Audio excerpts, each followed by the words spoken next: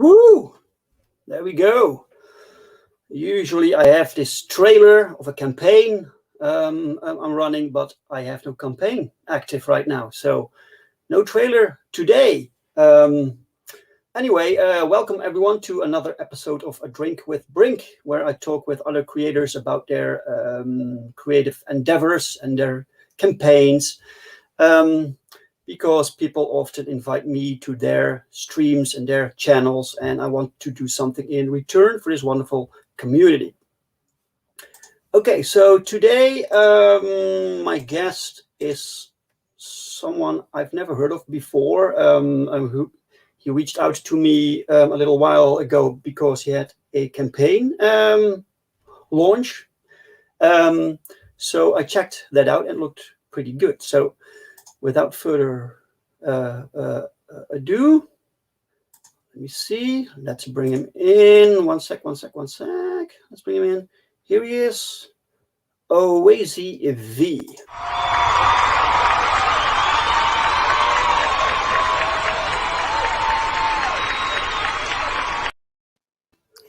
People like you, man. You see that? I am honored that so many people like me. Thank you so much for having me on.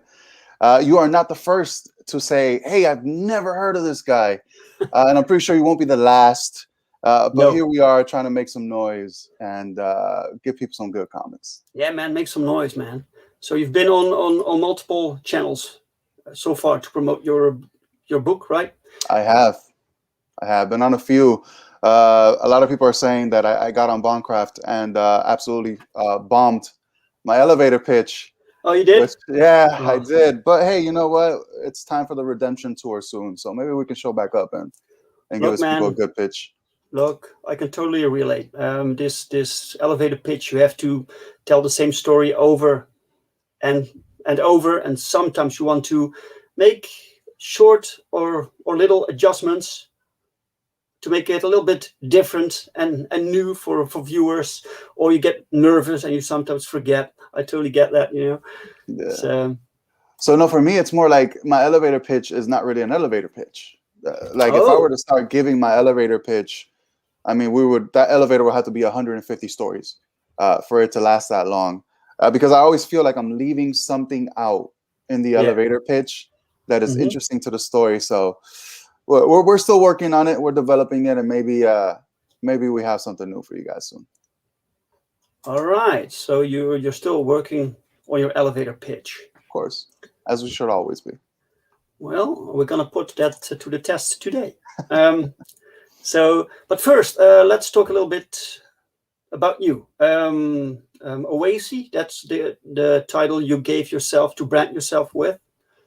So Oasi was actually a nickname that was given to me by a friend a long time ago. And I promise I'm not being conceited by naming my comic book company after myself or my nickname. What ended up happening was, I was saying in 2017, I'm filing for a business account, an LLC. And I didn't have a name for the comic book company. So I have to kind of figure it out. I'm like, look, it's just the LLC. It's not going to transition over to the actual comic book. So we go with Oasi LLC. Eventually, a few days later, I have to do a print. I don't have a logo. So I have to come up with a logo on the flash. And we don't have a name yet. So we go with Oasi Comics. And I was like, I'll eventually change it. Never did. It just stuck. So it was just... Okay, well, had to go. So where does it come from? Oasi, what does it mean? It was a random nickname that a friend gave me. Okay, cool. Doesn't mean anything, honestly. Right. It's just Oasis without the S at the end. And he said it had something to do with Oasis, but we just dropped the S and it's a mystery. Okay. It is a mystery. I might have to ask him, see exactly where he got that name from. Okay, good. So how long ago did you start producing this comic? So producing it, I would say we already had some pages done back in, I would say, about 2016, 2017. Oh, really? Yeah, we actually conceptualized the book back in first we started creating the character, I would say back around 2012, 2013. That's when the Alexander story was created, because initially it was called after the main character, which is Alexander. We thought the name was a little too basic, so we ended up going with the alter ego's nickname or alter ego name, which is the VeilWalker. We thought it was a little more appealing, a little more attractive.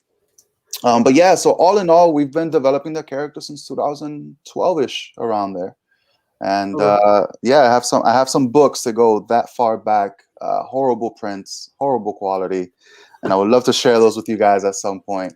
But yeah, we got some good stuff now. From the same franchise, so the same title. Same title, same pages, different colors.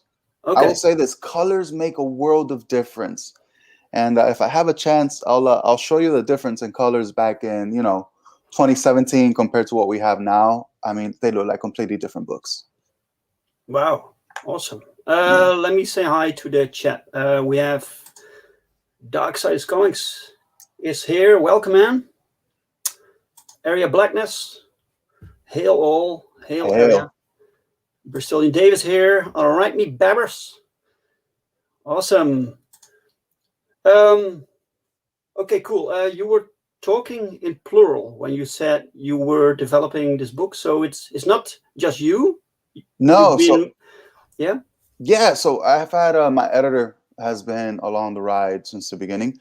A good friend of mine. We met when we used to work at Taco Bell, of all places. We used to work at Taco Bell drive-through, and yeah, we met there. We bonded over nerdisms and kind of developed characters. And yeah, he's not just my editor. He actually created the video that's on my campaign. He did the voiceover work. He's co-writing some stories for us. So the Alexander and the VeilWalker universe is vast. There are multiple characters. It's not just the VeilWalker, and we're going to have some other guys that we're going to be showing to you guys pretty soon. But yeah, he's been along the whole way, and he's really been a bit of a hard ass in regards to the story structure, perfection. He's very meticulous, and I thank him that we got to a point where we got to. I wouldn't be here without him. Yeah, well, you need that for the editor. The editor needs to be strict, Very much so. If you have an editor like Marvel or DC, then you basically can do anything without anyone correcting you, course correcting plot holes or whatever, So that's important. He made me rewrite pretty much a whole arc a few years ago because he felt it was going to lead into a plot hole. And after we rewrote it, we were like, oh, it was going to lead into a plot hole. Okay. Good job. So he is my biggest critic, but also my biggest fan. And it's not just because, we've been friends for a long time. He's been here since the beginning. He knows the potential this has. And yeah, man, he's been great. HP Francisco. He'll be showing up from time to time. He's a little camera shy, but I'm going to force him to show up. Okay, so the basic concept for the VeilWalker is a 50-50 collaboration between you two? I would say it's more of an 70-30. A lot of it was mostly conceptualized by me. He has come in and sort of just taken it to the next level in regards to, like I mentioned earlier, meticulousness and expanding on the universe and creating other characters.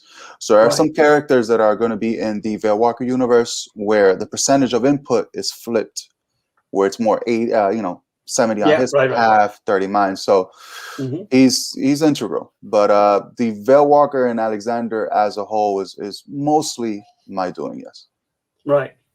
So there are a lot of people that have these story ideas or characters and plans to someday turn that into a book or comic, but few actually do it. But you did it. So what was for you the reason to actually put your concept into production?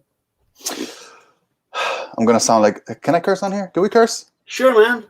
I'm gonna sound like such a dick when I say this. But we used to sit down, me and my buddy, a bunch of other friends, would sit down, read some of the books, see what was happening, and not just comics. It was manga. We were watching some anime. We were watching some TV shows, and we're like, this is what passes in the mainstream now. Like this is that's being put out to people. And we would look at what we're creating with the VeilWalker, with the Veilguard, with the Order, with the Wanderer, which is another character that's coming. We're looking at that, and not just because we created it, but because we're very strict and we're very critical of not just ourselves but other products. And we were like, we can do better. We know 100% that we can do better, and we have to tell this story. So that's why we've been working for almost 10 years now. Wow, awesome. Yeah, so basically the drive was, you see the mainstream failing, and you want to, yeah, well, that's basically it, right? Yeah, just failing to create something unique, something great, something new. Like, tell me when's the last time we had a story that hit us as hard as the, Hush, Long Halloween, All-Star Superman. It's been forever since we got one of those just classic stories that are going to live on forever. Yeah. And I'm not saying the VeilWalker would be it, right? Because that would be, that would be nearly blasphemy for me to claim that it's going to be a history making. But you never know, man. But I believe in it. I wouldn't be doing it if I didn't honestly believe that this was going to be great. Let's welcome Gingerton. Hey. Welcome. Hey. Okay, cool. So it's part of this universe, you said, and this is the first title that will take place in this universe. Yes, sir. Do you have a timeline for when you want to do next books, for instance? Yeah. So what we're gonna do is we're gonna get through this first arc or chapter of the VeilWalker. It's gonna be anywhere from 5 to 6 issues, and then we're gonna cap it off and maybe collect it into a volume, and then from there start releasing volumes. It's kind of the idea for right now, but we're gonna consider, see if the market wants monthlies. But once we tell this first story, it's gonna give people enough information to understand the VeilWalker universe, the world they inhabit, the people who inhabit it, and then the Order and how the Veil works. So once they understand that, we can start introducing other characters. So I would say you won't see another title in the VeilWalker universe until sometime mid to late next year. Right. Okay. So you're the writer on this book, right? Yes, sir. Do you have experience with writing? Did you need to learn how to do comic scripting? I needed to learn. One of my biggest resources, and a lot of people might laugh, was Masterclass. Not sponsored, by the way. But they have a lot of great classes on there in regards to dialogue, story structure. Neil Gaiman kind of goes on some weird tangents in this class, but it's very, very, he's knowledgeable. He knows what he's talking about. So I had to, study, research, get a lot of criticism, get a lot of critiques, have people like HP Francisco sort of just go over word by word what my script was. And I had a mainstream guy go over my script once. His name is John Delaney. He worked on Justice League. He worked on The Simpsons, Dexter. So he worked on all of those, and he actually went over the script I had, said it was good, gave me some pointers, and then we put those to work and been getting better ever since. Awesome. So Gingerton also wants to take a Neil Gaiman and R.L. Stine class. It's a must. Honestly, anybody who's writing, it's a $250 yearly investment. I think it's a must have. So you're still following that, or was that years ago? No, still to this day. Still to this day. You go back, you forget some things, you rewatch the classes, and definitely you're always learning, and no one's ever mastered anything. You the second you say you master something, you stop learning and stop improving. So right. But you were a fan of comic books, I assume. What were your favorite titles? Oasi? Did I lose you, or did you lose me? Chat, am I gone, or is Oasi not moving? Oasi. Hey, Edith is here. Hello, Edith. All right, I am back. Did I drop there? Yeah. Sorry about that. My internet went haywire. So I'm No sorry. worries. Last thing I heard was you asking if I read comic books, right? Yes. Yeah. So I did. Actually, look, the way I got into superheroes initially were the animated series. You know, it was Spider-Man, it was the Batman animated series, the X-Men series, and then from there, I started doing some of the video games. But comic books didn't come into my life until my mid-20s. I'm 31 now. So comic books legitimately started, early, I would say early 20s is when I actually started getting into comic books, because it's just where I grew up, there weren't many comic books. I was banished to the Shadow Realm for a second. Yeah. Yes. Yeah. Yeah, it was. But yeah, so comic books became a huge part of my life in my early 20s and have been solid ever since. What I do mostly is trade paperbacks. Yeah. So I'll go back to historical, history making, groundbreaking stories, and I get those in trade. But as you can see, I also do a lot of manga, which is the bigger stuff I have there. So yeah, I do quite a bit of reading nowadays. So what is your influence for the VeilWalker? It's super simple. It's my influence was James Bond meets John Constantine meets Spawn, and Hey, that's that's your elevator pitch, right? right. That should be the beginning of my elevator pitch, Yeah, yeah. right? So that's really what it is. It's a mix of some of the most influential, of two of the most influential characters in my early years, which were Spawn and James Bond. I absolutely love those Pierce Brosnan James Bond movies. And John Constantine has been sort of a more recent acquisition to my reading repertoire, because there were some similarities to Alexander at the time when I was first developing it, that I started using him as some influence. Right. So that's why I throw him in the bag there. So regarding the writing conventions, you have the method that is used for American comics, but you also read manga, and that's a different way of storytelling. It is. I will tell you this. I feel that the VeilWalker is going to be a little closer to the story structure of manga than comic books. Because if you look at mainstream comic books, they'll kind of do an arc, which is sort of self-contained. It doesn't really lead into the next one, unless it's like a big event that a couple of comic books are going to lead into. So really, a lot of things that happened previously don't matter. There's a new writer. But when you look at mangas are very long format of storytelling. They'll go on for years and years, and every arc leads to the next one. Every story leads into something else. And what happened before is actually still important. So our story structure is a little closer to manga than it is comic books, but I prefer the comic book visual medium. So you're kind of getting a combination of the two. Right. Okay, cool. Awesome. Each issue is comic book like a floppy or bigger?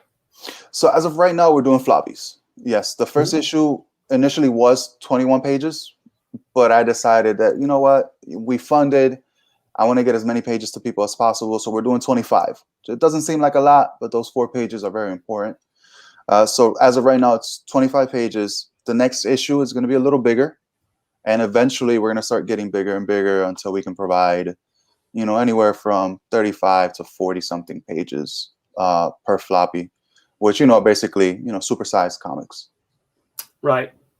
So the first issue is completely done. It's drawn, colored, everything.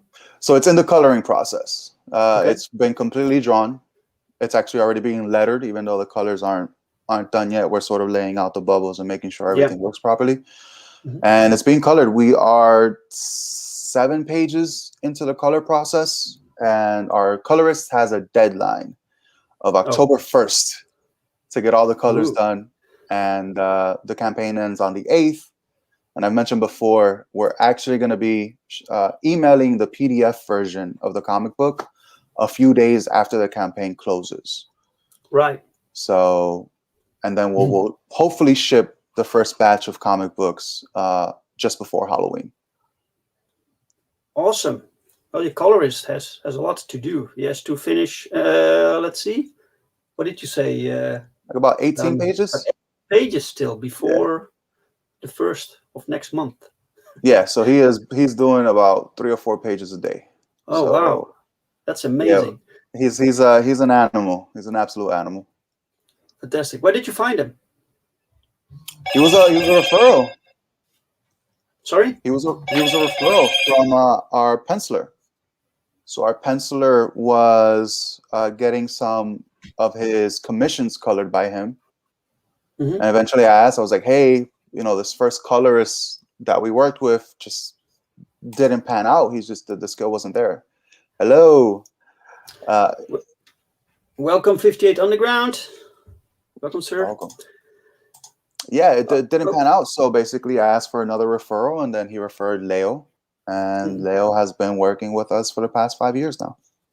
Wow, excellent. Yeah. Awesome. Okay, let's just bring on your campaign. Let's see. Share screen. Don't forget the sound. I sometimes forget. And then we go share. There we go. That's the right one. That's the right one. Phew. Okay. Unless there's another VeilWalker out there somewhere. I don't think so. No. That sounds good, man. If you use the name Alexander, it's indeed a little bit generic, but the VeilWalker sounds mysterious. And if you see the character, like the design here, then you can place that name. It's a mystery. Cool. I can tell you guys where I actually got the name from. Do you guys want to hear the story? Yeah, of course, man. All right. So we were basically going to start one of our old campaigns, and we didn't know what the damn character's name was. Still hadn't figured it out. And we're sort of sitting around. We're looking at kind of what he does. And I'll give you a bit of lore here. The VeilWalker, right? The reason he got the name in the actual story is because he has been the only person to cross the threshold of the veil, survive on the other side, and make it back. Okay. So internally, he's not actually called the VeilWalker. Like, he doesn't refer to himself as a VeilWalker. It is a name that the other characters in the world have placed upon him. Right. And where the name actually comes from, where the influence was Blade. Blade was one of my favorite characters of all time, still is to this day. Blade is awesome. They really need to, they need to do him some justice. Yeah, man. So the other vampires refer to Blade as the Daywalker, because he's one of the only vampires who can walk among sunlight. Yep. And that to me was, man, this is kind of a very similar thing, and that's what sort of inspired the name, was the VeilWalker. And Cool, excellent. Yeah. So the veil is a concept within this world. Yes, okay, interesting. Maybe we can just watch the video. Sure. Get people excited, Of course. There we go.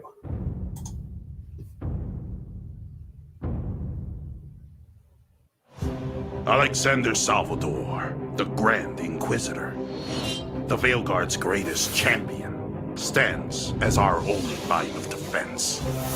This perilous journey will change him forever, and the fate of our world will rest on his shoulders.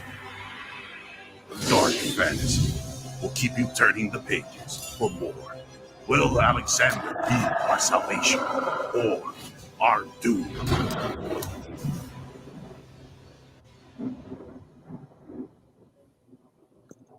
Ooh. Yeah, there you go. Okay. That was, as I mentioned earlier, that was the voice of our editor, HP Francisco. So he's a man of many talents. Yeah, he has the voice for it. So, yeah. Cool. So did you do the editing yourself? Or did he do that? He actually did that as well.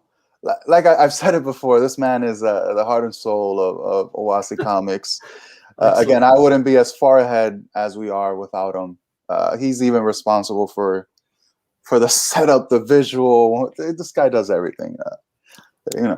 Excellent, man. I got to keep him happy. Guys, back to campaign so we can keep HP happy and make him more books. Yeah. Awesome. Look at this art. So your artist, Leonardo Pacciarotti. Pacciarotti, yes, he is a Spaniard, born and raised. He is the colorist. Our main penciler is Sajjad Shah. Yeah, so he's the colorist. Our penciler is Sajjad Shah. This looks very professional, man. They are industry veterans, still working for the mainstream to this day, and you know, they came with a price tag, but I believe that it was well worth it, just to make sure that not only we have one of the best looking books in indie, but also one of the most complete books, right? Because I know there are a lot of great books that have that have great stories, but the art itself doesn't compare to what the mainstream is putting out, and I really want to take it to the mainstream by introducing complete books, not just ones that look pretty. No, and the thing is too, you've put a lot of work in your story, and you want people to read it. And comics are a visual medium, and if it doesn't look good, and people won't pick it up to read your story, you know, so you have to make that initial investment. That's very, very important, and this does not look amateurish. This looks really good. Thank you. So you just contacted this person through Facebook or something, or Instagram was what we were using mostly back in 2016, 2017. He didn't have as big a following as he does now in regards to kind of the work he's been getting. But yeah, I just reached out through Instagram. In regards to Sajjad Shah, I was looking for a local guy in Miami. So I was like, I want to make sure I got a local artist that I can actually meet up with and run ideas through, because back then, you know, there wasn't much video chatting and stuff like that. It was available, it just wasn't as common. So I found some local artists, and then he referred me to Leo, all the way out in Spain, who initially I did not want. Okay. Because he was all the way out, he was in Spain. But I was like, all right, I need to get this cover colored. All right, let's have him do it. Whatever, it is what it is. It's just the cover. But when he gave us use email, oh man, yeah, when he gave us this cover back, I was like, okay, we're gonna give him a page, and as you guys are gonna see in a bit, he did 7 pages for us for a proof of concept issue that I put out for everyone to, you know, just be able to download, which is That's there. This one, the proof of concept. Yeah, it's just 7 pages. Where we put the whole team to work to see what it's actually going to look like, you know, the final product. And I was convinced. I was like, you know what? I don't care if he's in Spain. He hits his deadlines. He even beats them sometimes. And that's it. The color looks amazing. Nice. Yeah, it looks good, man. It looks professional. So who is your letterer? He's a mainstream guy who I haven't discussed with yet if he wants to be associated with us ever since we came out as Comicsgate. So I won't be mentioning who he is until I hear back from him. All right. He's doing the letters for our next issue, but it's something we're still discussing if we're actually going to put his name on the book. Okay, so it's not like he has doubts that he doesn't want to involve himself with the project. It's more if he wants to be actually associated with it. He'll keep working on it. He doesn't know if he's going to use maybe a pseudonym, a pen name. Right. We're in discussions. We're going to figure that out. Cool. But he's a vet, as you guys can see. The lettering work is amazing, and it's because he's been doing it for years. Yeah, looks nice. Okay. So this is immediately the first page of the book. So it's the proof of concept. So these pages actually are no longer in the script. Oh. Believe it or not, these pages have been done for 6 years, 5 years, something like that. Yeah. Actually, I would say anywhere from 5 to 4 years. They've been done, colored and lettered, and we have just been sitting on them waiting for the right time. So these aren't actually part of the script anymore. They've been written out. There is a scene that is very similar, but is different enough to where we have to redo the pages. So that's why we felt comfortable just giving you guys these 7 pages to see what the story is going to look like, how it's going to flow, how I write my stories and my action scenes, and you guys get an idea. So backers will not get this exactly. Not these pages. The art is going to be practically the same. The only person who isn't working on the book is our inker. He is too busy on X-Men working with Brett Booth. But if you want to see a quality page that you will be getting for the book, which is basically the same thing, if you scroll down a bit, little more, you're gonna, once you're past all these pages, go down, there's going to be a page, and that's it. So this is an actual page from the book. It looks a bit different from this. There's no inker, so the inker is gone. So it's just pencils and colors. This you mean? Correct. Okay. Yeah. Still, it looks different. It's still, this is, I'm not sure what it is. This has this 90s aesthetic here. I would say it's the inks. The inks make it look a little different. Okay, right? Okay. It's the inks. So that is what we're actually going to be getting. And it does look a bit different in regards to there's not so much inking, but I believe that it's still quality pages. Okay, so basically this is the page that is drawn, and this is going to the colorist. Correct. And then the colorist has free reign to add whatever he wants to add. To spice it up, yeah. Okay. That's really nice. Thank you. It's really the way the fabric folds and the face. Yeah, it's really good, man. Look at this expression here. Thank you. That's Sajjad Shah. Yeah. That's also Josh Shaw there. And then once we add colors to these pages, it's just going to go to a whole nother level. Yeah, of course. So when you write this, do you have this strict script where you send the penciler the script in panels, panel 1, 2, 3, and you lay everything out? Correct. So what I do is I break my pages down into panels. So if I can explain the process as a whole, is what I'll do is I will write a synopsis of the whole story. Then I'll break that synopsis down into pages. And then I'll break the pages down into panels. And that's how I develop and flow with the story. Then once we have all the panels, our artist, Sajjad Shah, will send me a draft.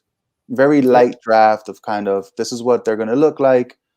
And then we'll make changes from there, depending on if the draft is either too cluttered or if we don't think it flows properly.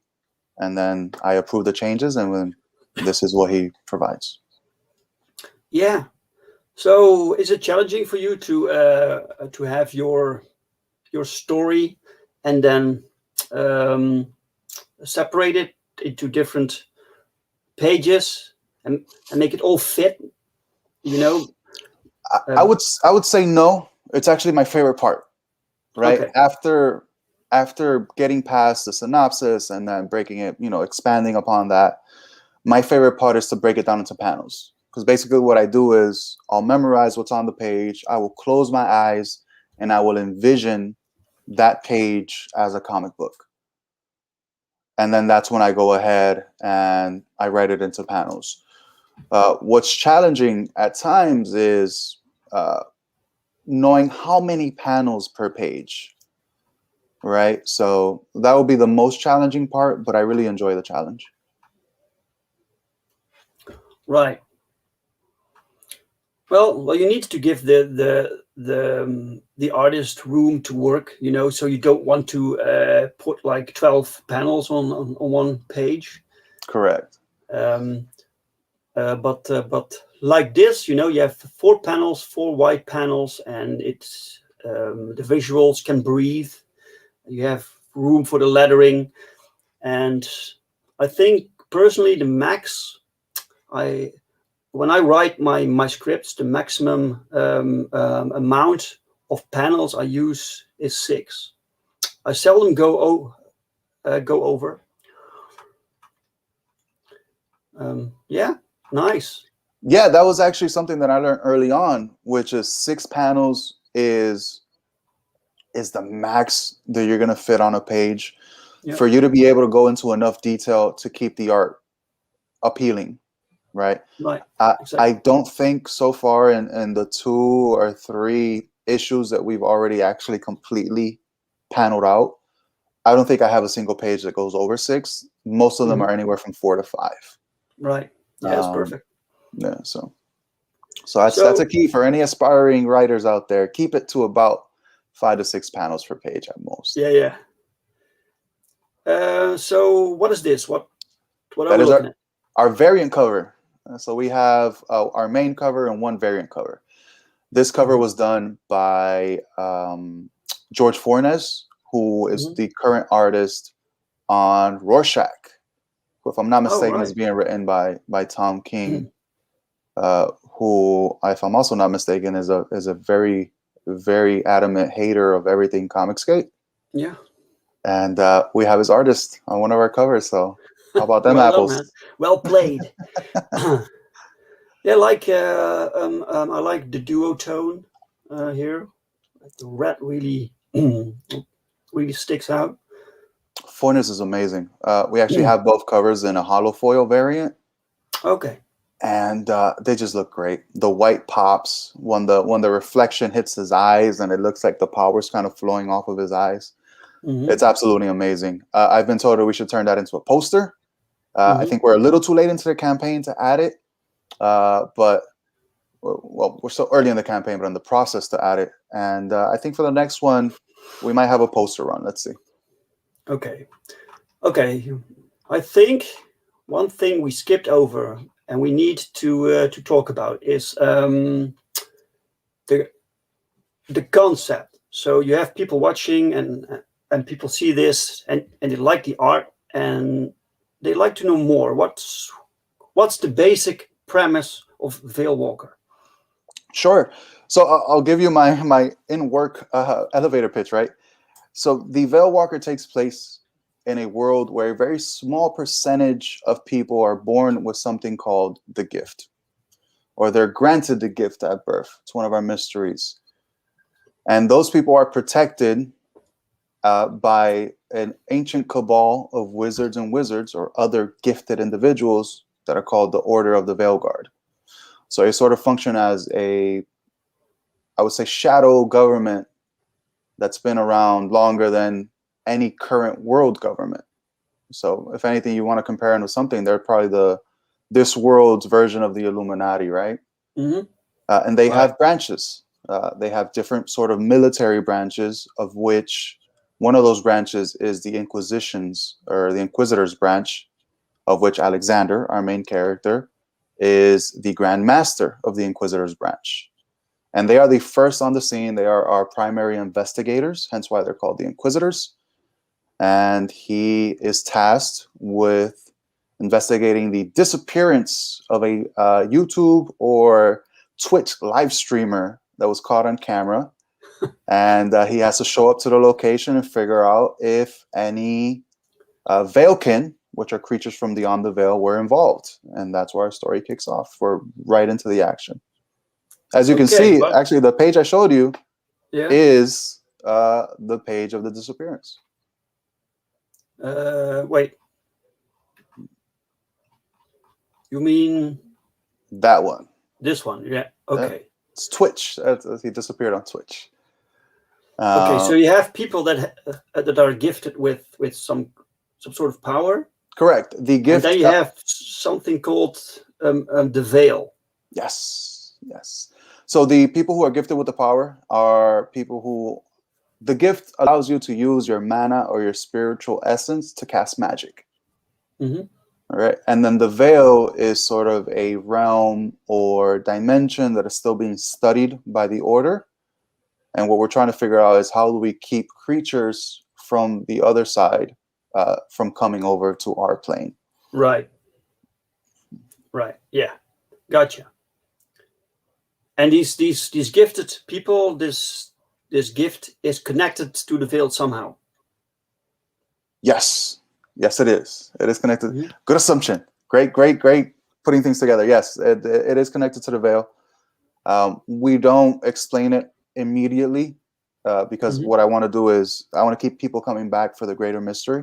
Sure. And there are a few bigger mysteries that we're going to lay out in the first 5 or 6 issues. Yep. That we want people to sort of salivate over as we move on to our next story arcs. Okay. So does it happen often that people disappear within to the veil, or that people get kidnapped? No, it doesn't happen quite often because just like there's a very small amount of people who actually have the gift, there's an even smaller amount of creatures who actually are able to make it and cross over.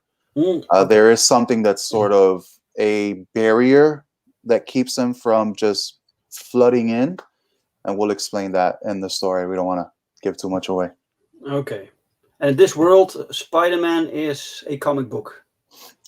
That might get covered up with a word bubble. Okay.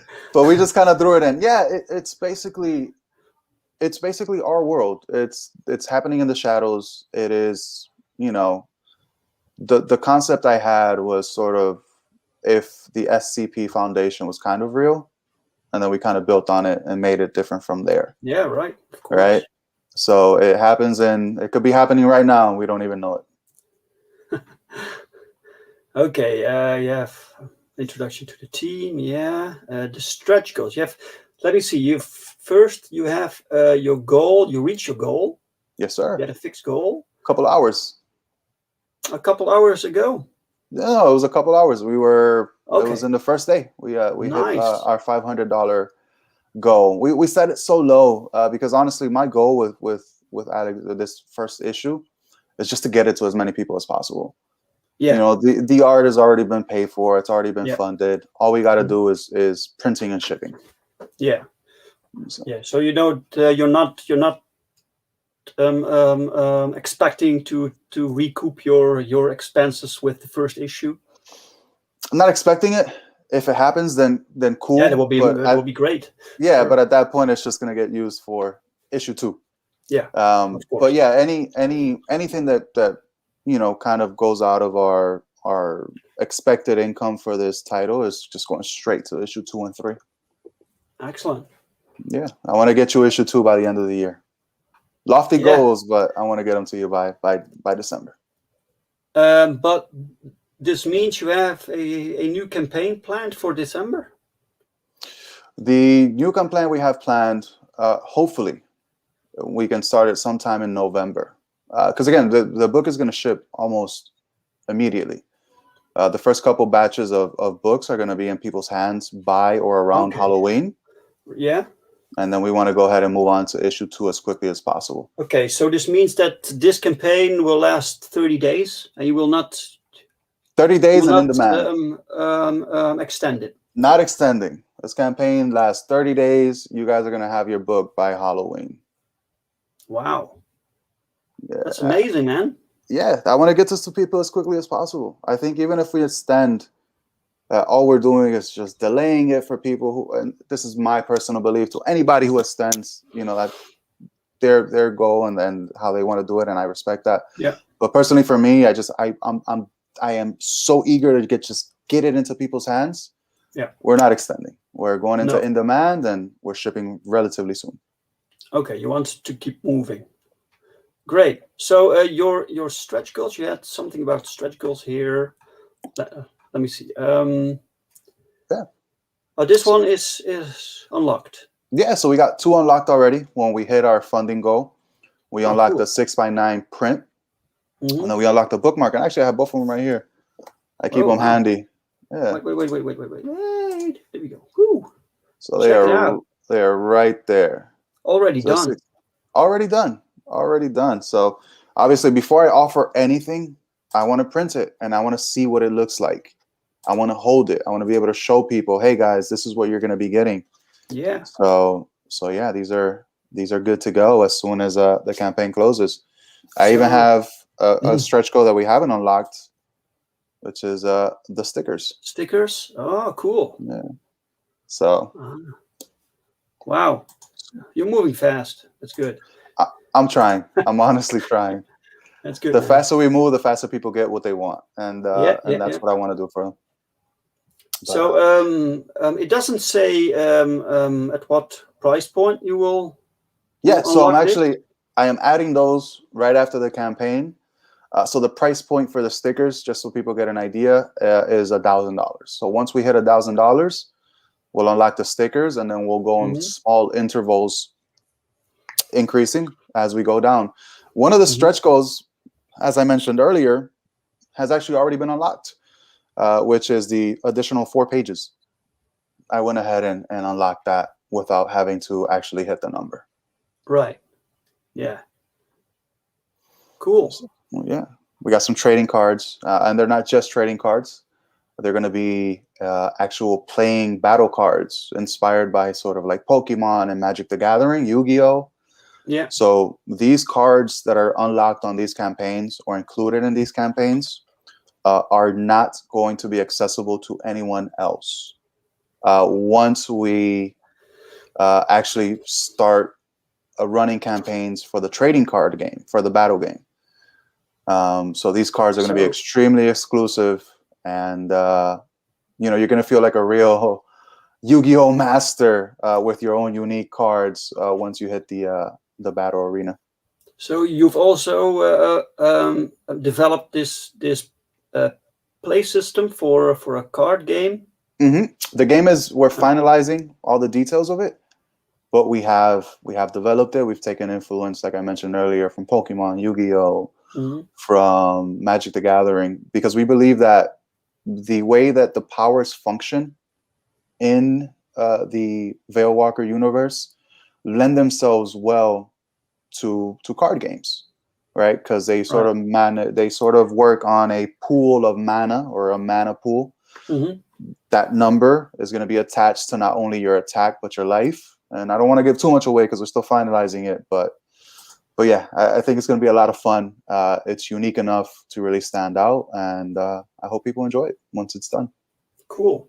So that's this will be a campaign for later.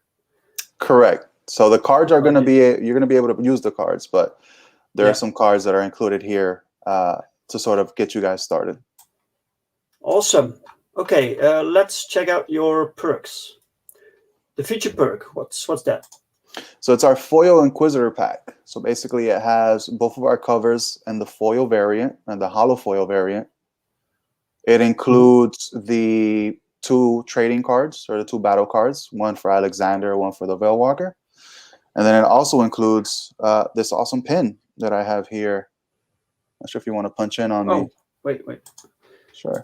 So let's see if I can get it in focus. So I have this awesome pin right here. There it goes. Which is going to be included. So this is basically the insignia for the Order of the Veilguard. And this pin means that you are a member of the Order. Excellent. Yeah. So that's all included there. So you'll get that plus any and all of the stretch goals that we unlock. And that's our most complete package. I wanted to keep it simple. I didn't want to have, a million different covers and other things. I had a lot of people say, hey, let's add some T-shirts, some hoodies or something. And honestly, I just want to get the book to people. We want to start with that. Make it simple. It's our first time here on Indiegogo. Hopefully the first of many. And I think we did that. Well, you're already adding the stretch goals to your first book. I didn't even do that when I launched my first one, so you're doing well. Thank you. Okay, the second perk is the digital. Yep, digital PDF only version for anyone who wants to get the book, wants to read it, but doesn't want to take a chance yet on investing large amounts of money, because I know shipping to like Australia, shipping to Europe. Yeah, that's awful. It's expensive. Yeah. It's I've shipped to some friends, and yeah, it's pretty bad. But so we wanted to offer this. Are we going to offer PDFs moving forward? I'm not 100% sure. It leads to a lot of pirating. So we want to get this to people. I think we're gonna stick to our guns. We're gonna offer the PDF for the whole first arc. I think that'll give enough people the opportunity to, at a very low cost, read the book, follow it, get all the way to the end of this chapter, and then for volume 2, which is, I'll give you guys a spoiler here. It's called The Circle of Wolves. For volume 2, we'll maybe go physical only. But you guys could let me know. Let me know what you think, and we're flexible here at Oasi Comics. Well, yeah, but you do have people that primarily back digitals. So if you give them the first issue, they might want to look out for the next one. So definitely, I mean, any things to consider. It's of course, and we're just getting started. We're still trying to figure things out. Yeah. In regards to exactly what people want from us, because we want to be just different enough. But we don't want to stick out too much from what everybody else is doing. So right. I'm a glutton for feedback, criticisms, constructive criticism. Give it all to me. Go to Oasi Comics or at Oasi Comics on Twitter and just let me have it. I want to hear it. I'm here to talk to you guys. Comic book industry is a customer service industry. Exactly. All right, guys, get all this for $5. That's a steal, man. Come on. And then you have the main cover. This is the single issue. Correct. Single issue, 25 pages.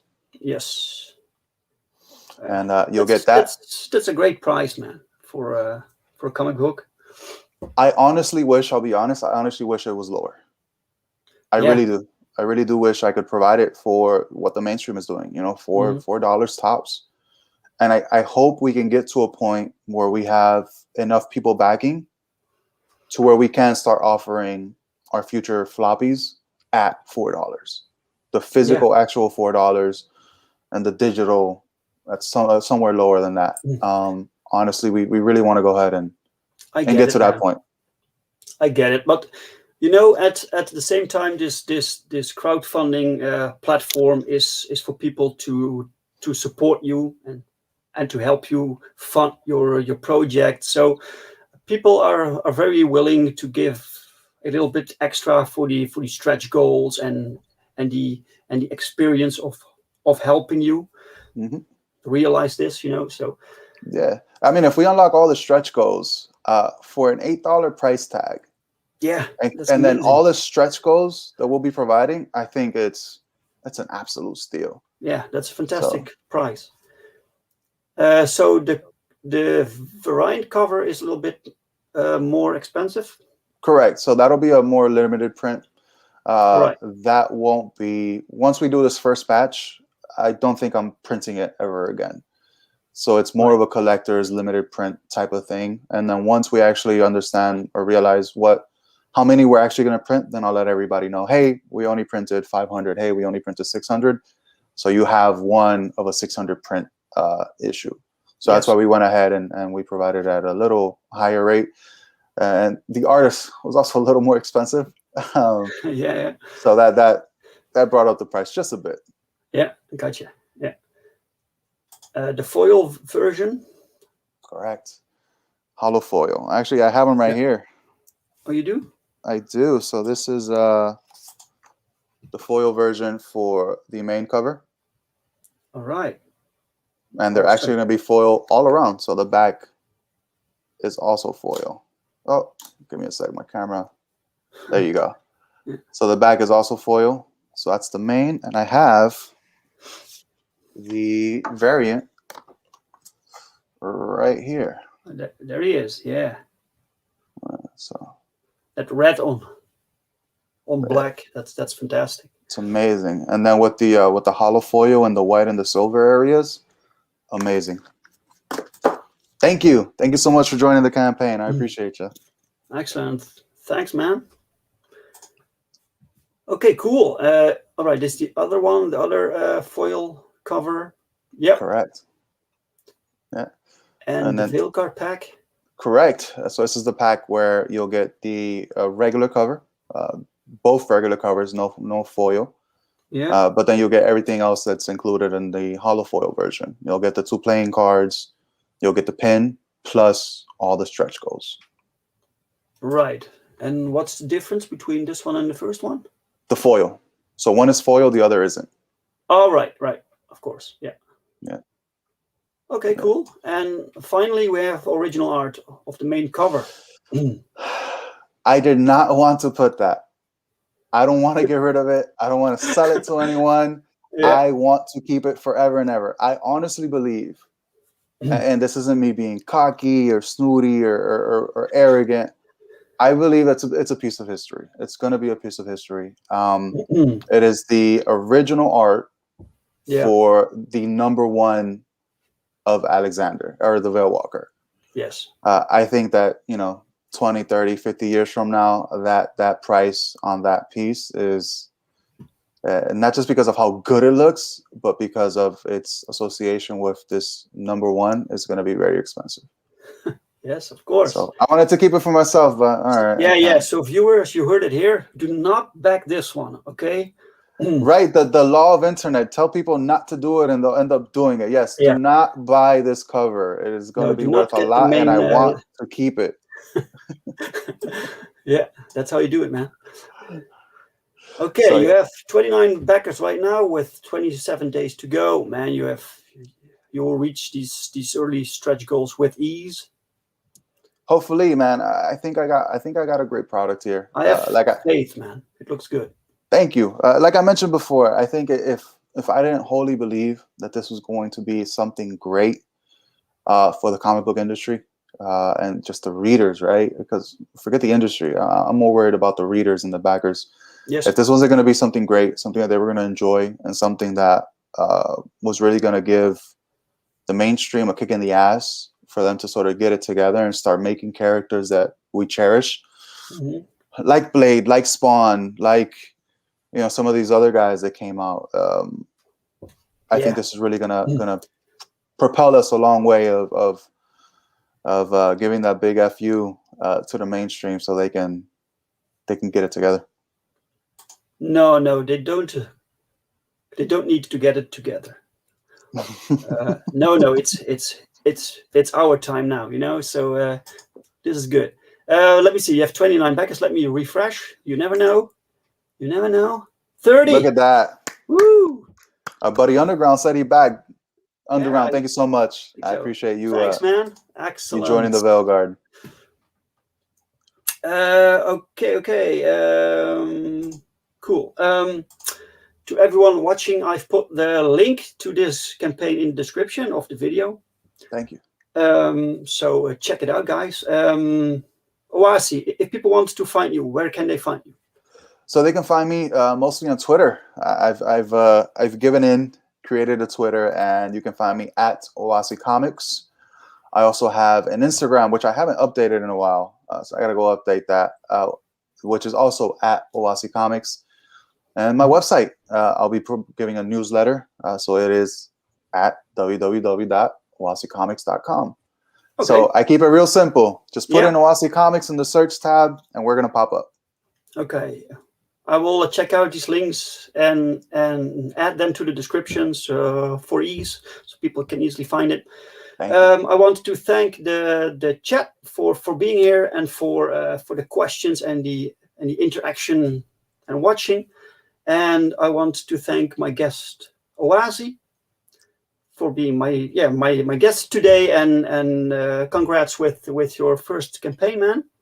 No, thank you so much for having me on. Thank you for taking a chance on a guy you never heard of. I really appreciate that. And guys, support the book. We are here to make history, and as Dave said, we're here because it is our time, and we need to make it happen. Exactly. All right. Thanks for watching, guys. See you next time.